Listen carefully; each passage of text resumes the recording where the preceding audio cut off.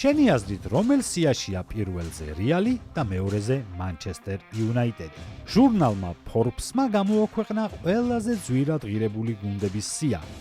ხუთეული ასე გამოიყურება. მეხუთე ადგილი მანჩესტერ სიტი 5.1 მილიარდი, რაც ამ კლუბს არ უჭირს ფულია. მეოთხე ადგილი ლივერპული 5.27 მილიარდი. თუ სეზონს წარმატებით დაასრულებენ, შეიძლება უფრო მაღლაც გადაინაცვლონ. მესამე ადგილი ბარსელონა 5.6 მილიარდი.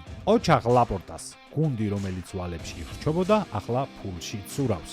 მეორე ადგილი მანჩესტერ იუნაიტედი 6.55 მილიარდი. ეს ჰარი მაგუაიერთან ერთად და მაგუაიერის გარეშე მეტსაც მიაღწევდა.